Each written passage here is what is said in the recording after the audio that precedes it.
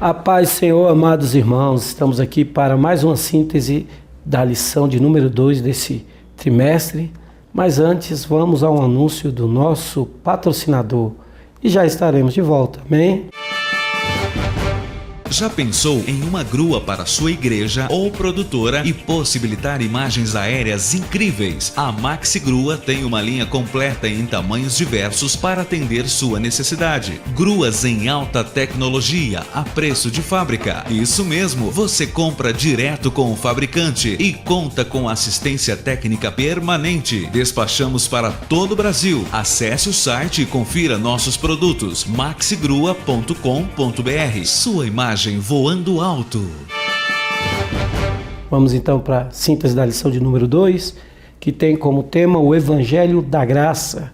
Pegue a sua lição para nós acompanharmos o texto áureo que ela nos apresenta, que se encontra também esse texto áureo lá em Atos dos Apóstolos, capítulo 20, versículo 24. Amém?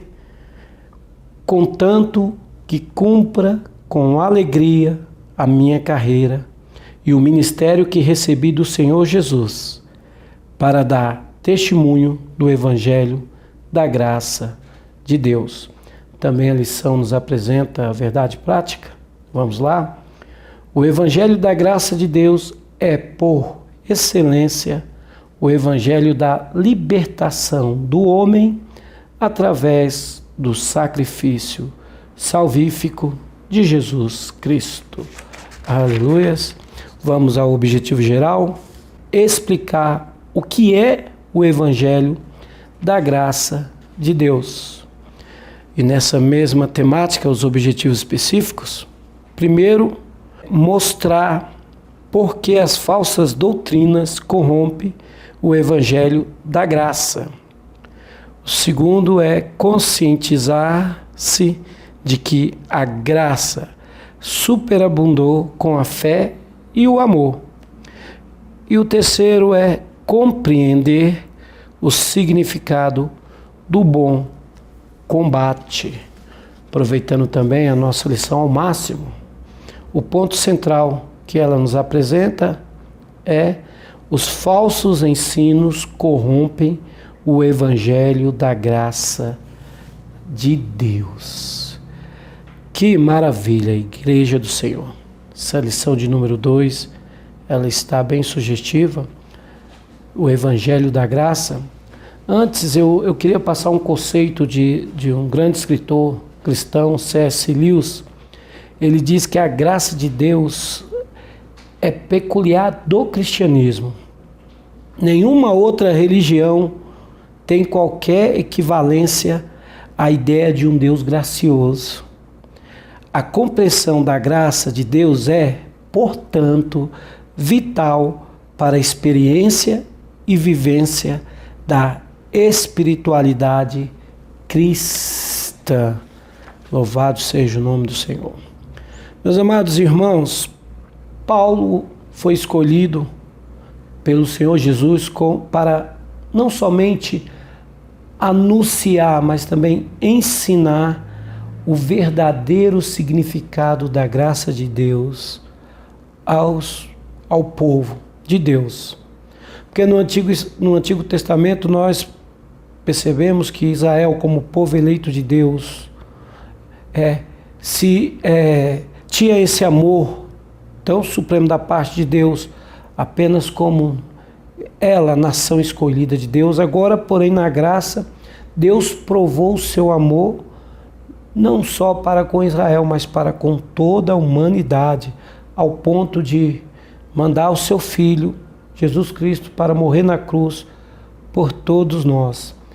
É essa teologia joanina, quando ele escreve capítulo 3, versículo 16, porque Deus amou o mundo de tal maneira. Deus amou o mundo. O maior sentimento não partiu dos homens, foi graça de Deus. Deus amou agora toda a humanidade, de tal maneira que enviou seu Filho unigênito, para que todo aquele que nele crê não pereça, mas tenha vida eterna.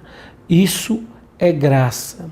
não somente agora para um grupeto, não somente para uma classe, mas para todos aqueles que assim aceitarem essa graça maravilhosa por parte de Deus. E porque nós somos salvos, não por obras, não por merecimento, mas sim pela graça, a graça de Deus derramada e manifestada para os homens, como o próprio Tito escreve, quando Paulo escreve a Tito, capítulo 2, versículo 11, ele vai dizer que a graça de Deus manifestou aos homens, trazendo assim a salvação. Quando Paulo escreve ao jovem pastor Tito, ele deixa bem enfático isso aqui.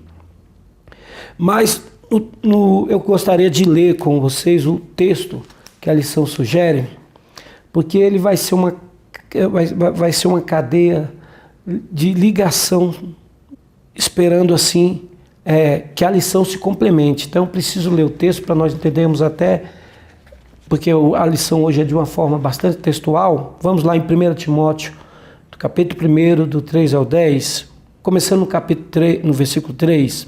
Como te roguei quando parti para a Macedônia, que ficasses em Éfeso, para advertires a alguns que não ensinem outra doutrina. Preste muita atenção, irmão, que maravilha. Nem se deem a fábulas ou genealogias intermináveis, que mais produzem questões do que edificação de Deus, que consiste na fé. Assim o faça agora. Ora, o fim do mandamento é o amor, de um coração puro e de uma boa consciência e de uma fé não fingida, do que, desviando-se alguns, se entregaram a vãs contendas. Versículo 7. Querendo ser doutores da lei e não entendendo nem o que dizem, nem o que afirmam. Sabemos, porém, que a lei é boa, se alguém dela usa legitimamente. Versículo 9. Sabendo isto, que a lei não é feita para o justo, mas para os injustos e obstinados, para os ímpios e pecadores, para os profanos e irreligiosos, para os parricidas, os matricidas, para os homicidas. Versículo 10, terminando. Para os fornicadores, para os sodomitas, para os roubadores de homens, para os mentirosos, para os perjuros e para o que for contrário à sã doutrina. Paulo expressa aqui ao jovem Timóteo o seu sentimento que com certeza Deus colocou profundamente no seu coração para que instruísse Timóteo, para que ele prestasse muito atenção, pois ele teria que combater lobos cruéis que queriam devorar o rebanho do Senhor. A preocupação de Paulo ela é bem extrema, porque depois de 7 anos ter advertido alguns obreiros ali na igreja de Éfeso, Paulo agora demonstra mais uma vez essa preocupação para o jovem pastor Timóteo, com cuidado com o rebanho, com cuidado também com o ministério, mas principalmente visando a qualificação espiritual da igreja do Senhor Jesus. E para isso era necessário que prestasse atenção nos falsos obreiros que estavam se filtrando e pervertendo totalmente a sã doutrina, ou matando ou dispersando as ovelhas, coisas que acontecem ainda nos dias de hoje. Temos relatos de muitas igrejas que estão passando, que foram praticamente destruídas por causa de falsos obreiros, lobos cruéis, como Paulo deixa bem frisado aqui nesse texto. Interessante, eu lembro de uma frase do D.L. Moody, que ele diz que o problema principal da obra do Senhor, às vezes, são os obreiros. Isso pode ser aplicado aqui para os falsos mestres, os falsos pastores. Amém? Vamos ao primeiro tópico dessa lição, que tem como Título: As falsas doutrinas corrompem o evangelho da graça. As falsas doutrinas corrompem o evangelho da graça. Mas o subtópico vem o evangelho da graça. E a pergunta que eu faço agora: o que é o evangelho da graça? É interessante nós observarmos aqui que a palavra evangelho, que significa boas novas, ela vai fazer um casamento perfeito com a palavra graça, que significa favor imerecido.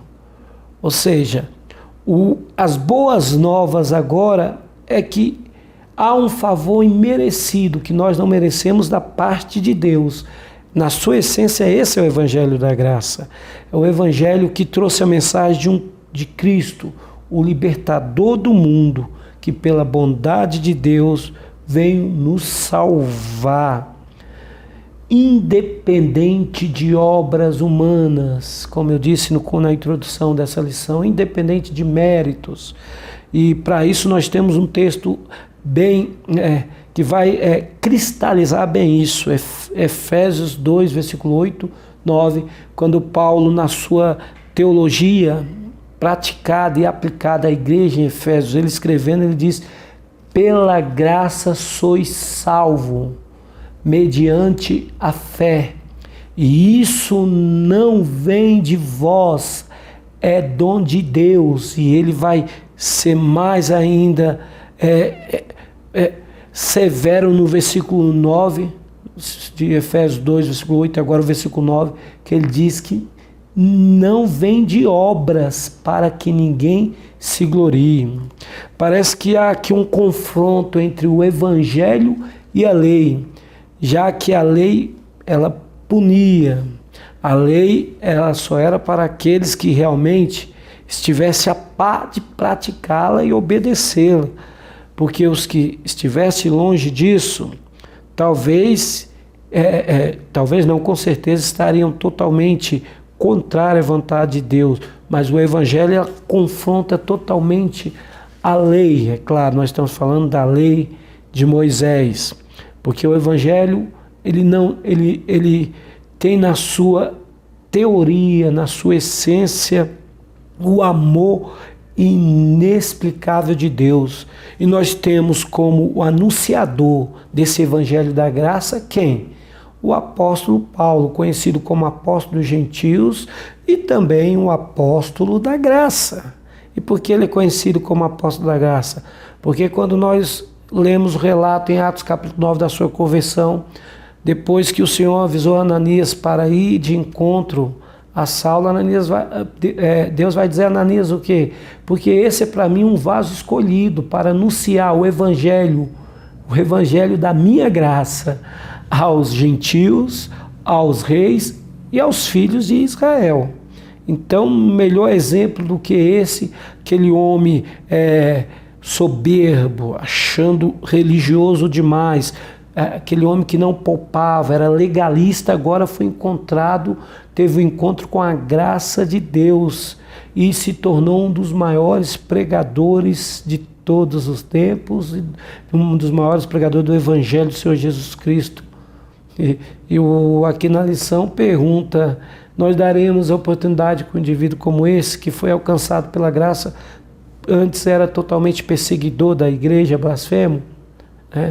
A graça, ela impacta, porque ela faz com que a honra de Deus venha em nossas vidas e nos deixe às vezes até um certo de espanto, né?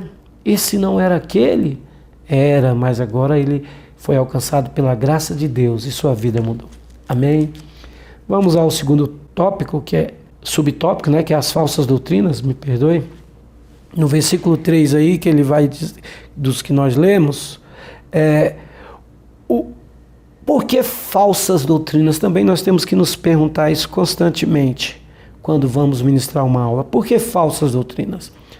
Porque existem as verdadeiras, mas para que a doutrina seja falsa, ela precisa do arauto, daquele que então vai ser um falso mestre. Então, esses falsos mestres, esses falsos obreiros, que eram presbíteros, coube a eles a tarefa de ministrar na igreja de Deus.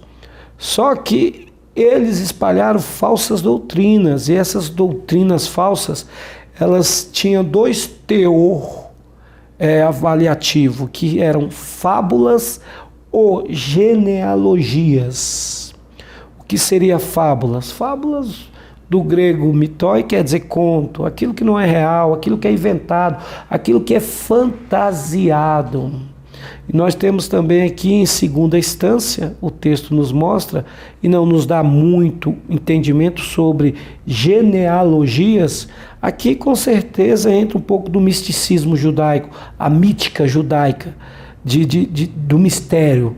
Então não dá para explicar isso bem, só dá para entender que genealogias é uma comparação de quem às vezes enfeita muito as coisas para tentar chegar num objetivo anormal, creio eu assim.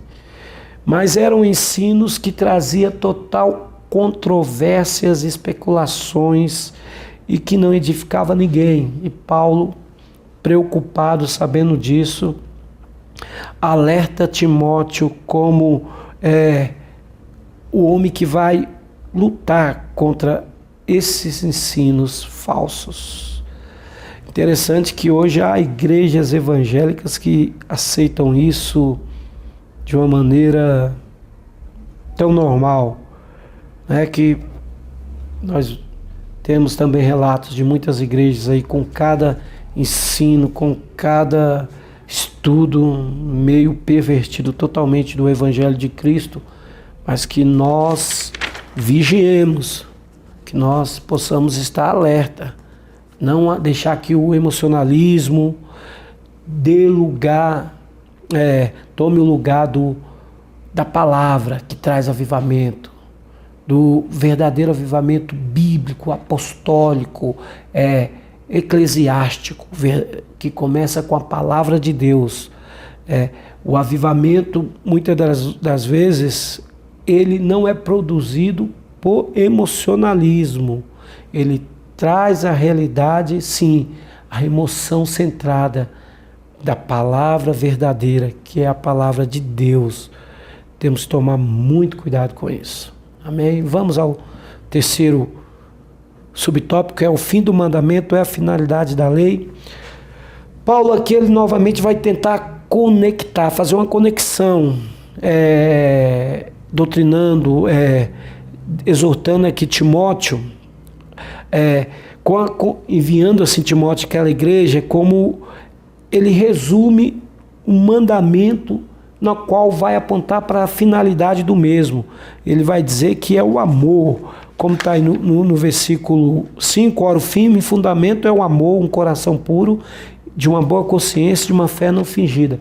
Interessante que Jesus disse que os mandamentos, eles se resumem em dois: amar a Deus sobre todas as coisas, de todo entendimento, toda a alma, e ao próximo como a si mesmo. Paulo aqui tenta conectar que o verdadeiro ensino, o verdadeiro evangelho de Deus, ele faz esse apegado, ele faz esse tratado teológico. E ele ensina que acerca que os objetivos da lei é bem claro, como eu também já dei alguma palavra na parte anterior que nós falamos, né? Que a lei, o destino que a lei, ela discriminava totalmente. E ela tem uma longa lista de pessoas que a lei excluía, pois está totalmente contrário. Eram pessoas ímpias que serviam de alvo, ou até mesmo o povo de Deus que não cumpria essa lei. A graça, ela não vê a pessoa como mais marginalizado, como mais, vamos dizer assim, como aquele que não tem solução para ele. A graça abrange, independentemente, todas essas pessoas. Basta recebê-la. Amém? Vamos à síntese do tópico 1. Paulo alerta a respeito das falsas doutrinas, pois elas acabam corrompendo o evangelho da graça. Vamos ao segundo subtópico: a graça superabundou com a fé e o amor. Primeiro, subtópico, gratidão a Deus. Na lei, a pessoa se sentia orgulhosa por estar praticando a lei, por estar em dia com Deus. Na lei era assim, mas na graça reconhece cada vez mais a gratidão. Paulo, como apóstolo da graça, ele era grato a Deus. O tempo todo ele estava agradecendo a Deus. Luta, Paulo agradecia. Perseguição, Paulo agradecia.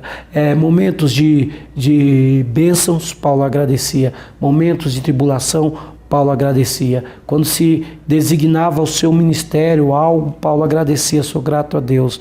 E a gratidão tem que ser uma constante na vida do crente. Não uma coisa que acontece ali e acolá.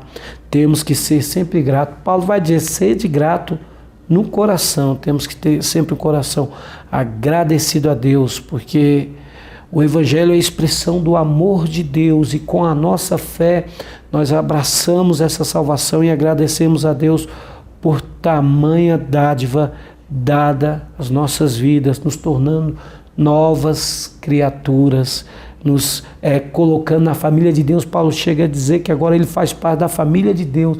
Agora ele é realmente, verdadeiramente o Israel de Deus. Amém? Vamos aí ao segundo tópico, que é humildade. Paulo aqui já é um veterano na fé e ele reconhece e ele nos dá uma verdadeira aula sobre a humildade que deve estar sempre presente na vida do crente. Eu sempre que falo de humildade, eu lembro do apóstolo Tiago, no capítulo 4, versículo 6, que ele diz que Deus resiste ao soberbo, mas aos humildes ele dá graça. Interessante que ele vai completar no versículo 7, né? Sujeitai-vos, pois, a Deus, resistir ao diabo e ele fugirá de vós. Versículo 8, ele ainda vai mais longe, dizendo, achegai-vos a Deus e Deus chegará a vós. Todos vós, de pecadores de ano duplo e de mãos sujas, purificai o coração. Olha que coisa interessante. Mas quando ele diz, senti as vossas misérias, lamentai e chorai, converta o vosso riso em tristeza, a vossa alegria em pranto. Vocês conhecem o versículo 10 é interessante. Humilhai-vos perante Deus e ele vos exaltará. O apóstolo Pedro também vai dizer, humilhai-vos perante a potente mão de Deus, para que tempo oportuno ele vos exalte, porque a humilhação é o reconhecimento que sem a graça de Deus nós não somos ninguém, nós estaremos perdidos. Sem a graça de Deus, com um ato maior, supremo, de um Deus tão grande, maravilhoso, em nos colocar, nos dar a vida do seu Filho para que essa graça nos alcançasse, é algo maravilhoso. Nós podemos trabalhar bem essa temática da humildade como reconhecimento. Paulo se achava o maior de todos os pecadores. Ele estava reconhecendo, olha, eu anuncio essa graça, esse evangelho maravilhoso, mas eu também necessito dele. E nós temos prova disso na segunda epístola de Coríntios, quando Deus fala para Paulo, a minha graça te basta, Paulo, o meu poder se aperfeiçoa na fraqueza. Aí Paulo depois se revigora, se sente fortalecido, diz, porque pela graça de Deus que me alcançou, eu terei prazer nas lutas, nas tribulações. Que a graça de Deus esteja conosco, irmãos. Coloque isso em pauta na sua sala, para os seus alunos, a humildade de reconhecer sempre, em qualquer circunstância, que nós fomos alcançados por essa graça e somos alcançados por ela sempre. E devemos agradecer, vivendo uma vida de santidade, não vivendo em pecado, sendo sempre, buscando sempre a santidade, que a Bíblia diz, sem a qual ninguém verá o Senhor. Vamos à síntese do tópico 2, amém? Paulo reconhece que a graça de Jesus superabundou com a fé e o amor que há em Jesus Cristo, amém? Vamos ao terceiro tópico, um convite a combater o bom combate, a boa milícia. Parece que aqui Paulo tem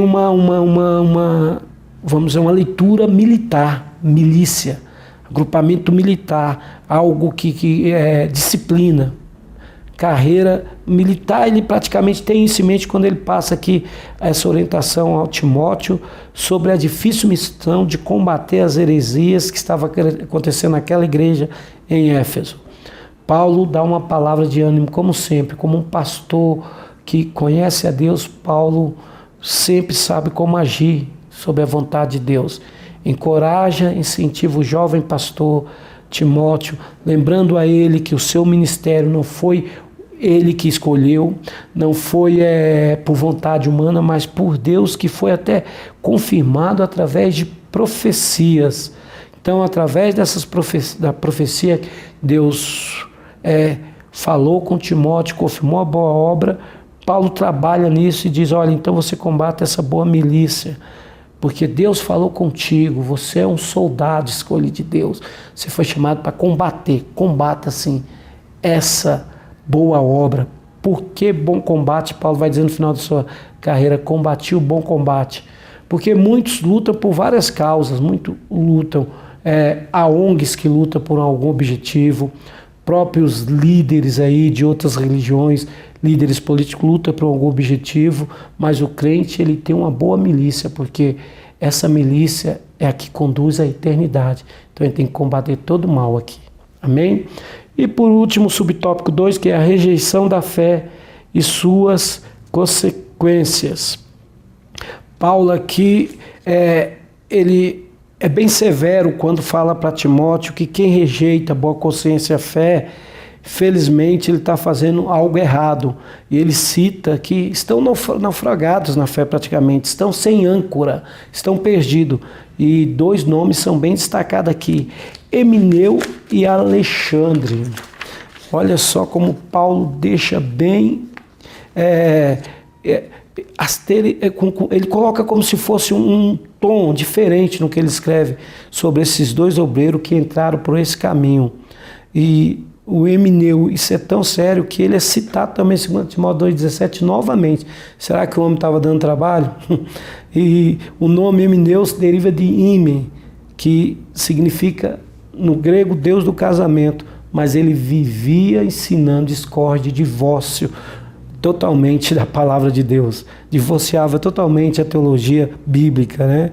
E não sabemos, mas ele ensinava uma doutrina totalmente falsa, que com certeza abrangia a corrente filosófica do gnosticismo. E com relação a Alexandre, esse aliado desse Emineu, essa dupla que foram praticamente usada pelo inimigo, que também estava semeando falsas doutrinas, Paulo diz que eles estão desviados, naufragados na fé, são maliciosos, e ele até entregou para Satanás para que aprenda a não blasfemar, como está em 1 Timóteo 1, capítulo 1, versículo 20, que o Senhor nos livre desses falsos mestres, amém? Síntese do tópico 3 Paulo convida Timóteo a combater o bom combate, mesmo diante das dificuldades. Que maravilha, irmãos. O cristianismo nasceu debaixo de perseguição, mas também teve que lutar bravamente contra as heresias e ensinos desvirtuosos daquela época. Paulo alerta assim os 2 jovens pastores, e a palavra de Deus nos alerta nesse dia, que possamos estar em oração, suplicando a Deus para nos dar sabedoria, para continuarmos na boa milícia, combatendo o mal e vencendo em nome de Jesus. Que Deus os abençoe. Um beijo no coração, Pai do Senhor, e até a próxima.